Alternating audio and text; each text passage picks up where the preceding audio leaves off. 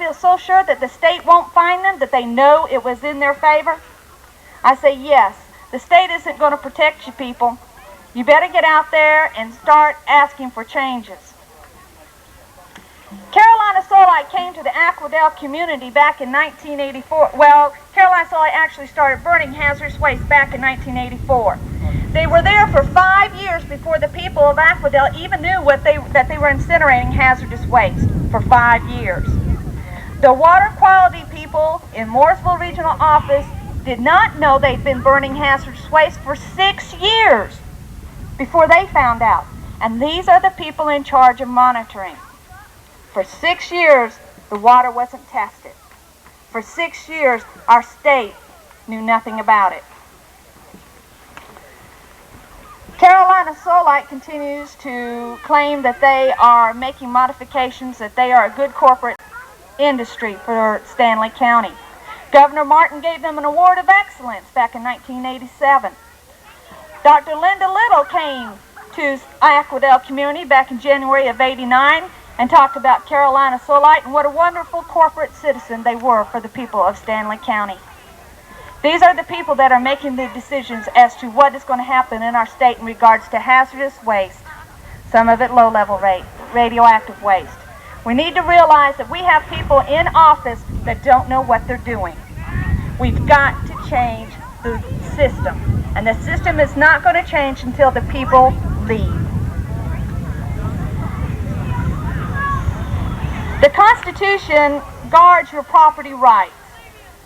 That is, as long as your rights don't interfere with the state trying to site a hazardous waste or low-level radioactive waste facility.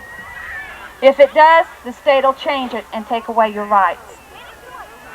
I want y'all to know that Anson County is behind you. If you need us, we will be here. I hope that y'all will also support Aquadale community in their efforts to do something about Carolina Solite. When you write your representatives, please include something about Carolina Solite. Let's don't let this happen to another community. Thank you very much.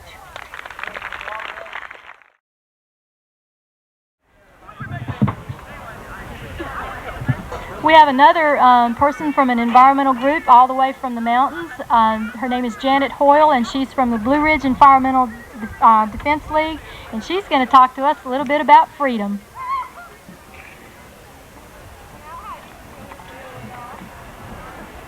It's good to be back here in Granville County. I guess this is my third visit since you all were put on this list. It's wonderful to see people from across the state gathering together to say no to hazardous waste.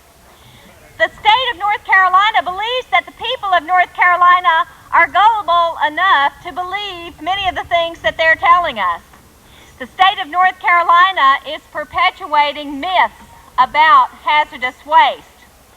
One of those myths is that the technology is safe. Denise Lee, who is on staff with me, talked a little bit to you earlier about Carolina Solite and the fact that those people are living with chlorine, dioxin, furans, and heavy metals coming out their stacks. There are cancer clusters that are being investigated in Stanley County right now around the still burning incinerators of Carolina Solite.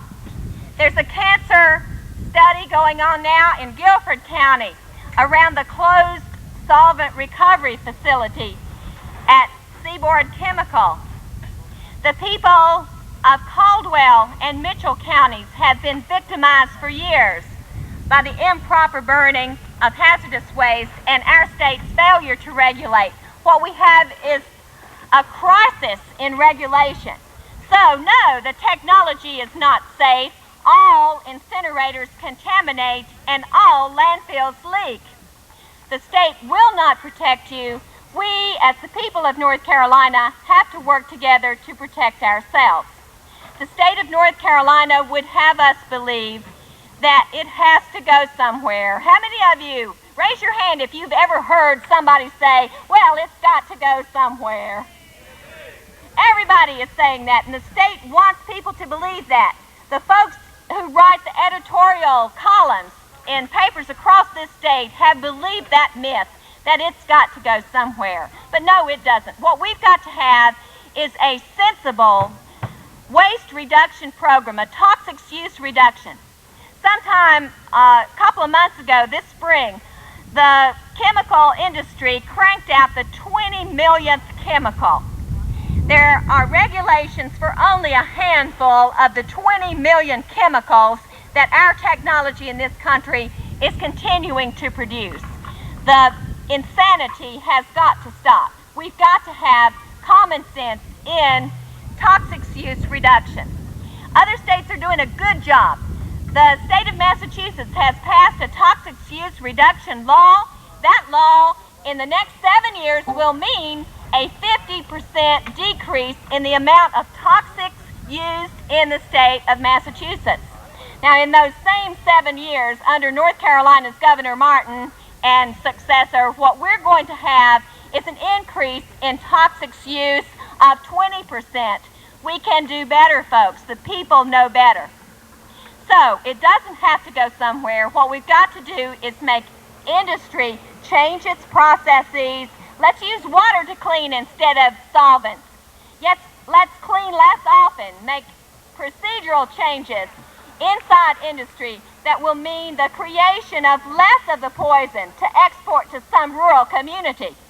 What we've got to do also is change our products. Metallic blue ladies' lingerie creates hazardous waste. The women and girls of North Carolina prefer Carolina blue anyway. We've got to change our products, change our processes. It makes sense. The waste doesn't have to go anywhere. No community has to be victimized. This is a matter of environmental justice. We are all responsible for the waste. That's a third myth that our government would like to make us believe, that because we all use products, because we live in this society, that we are responsible for producing these wastes.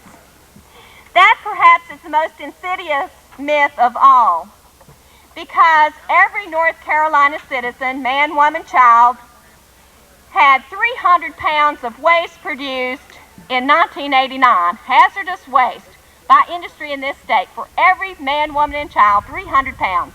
Did anybody call you and ask you if you wanted your 300 pounds produced? Nobody called me and asked me if I wanted my 300 pounds produced.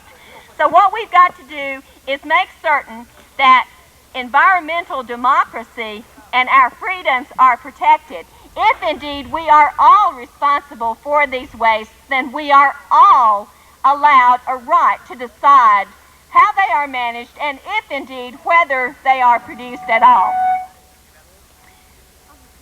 The people of North Carolina recognize that rural areas are being victimized. More and more rural communities see that our lives as rural North Carolinians are somehow less valuable than the lives of urban North Carolinians.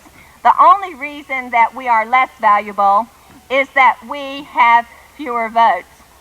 So what we've got to do is magnify our voices so that we can shout down those who would say that it's okay to kill 1 in 10,000 or 1 in 100,000 or 1 in a million, depending on which of these toxic chemicals that they're talking about.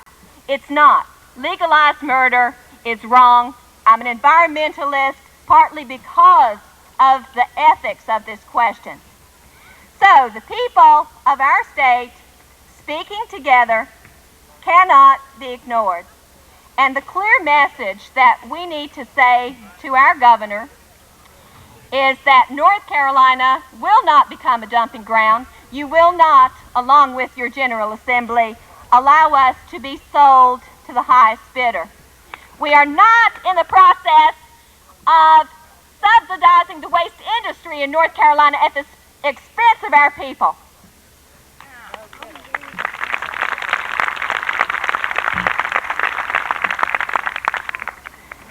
So, it doesn't have to go anywhere. You and Rowan, Iredell, and Granville are creating, I think, a whole new standard for not allowing the state to divide and conquer. You are showing the way for those sites that are at risk for a radioactive waste dump because you are sticking together and you are determined that the people's rights for environmental justice, environmental democracy, and personal freedom are upheld. And so, along with Bart Simpson, I'll say, hazardous waste incinerator? No way, man.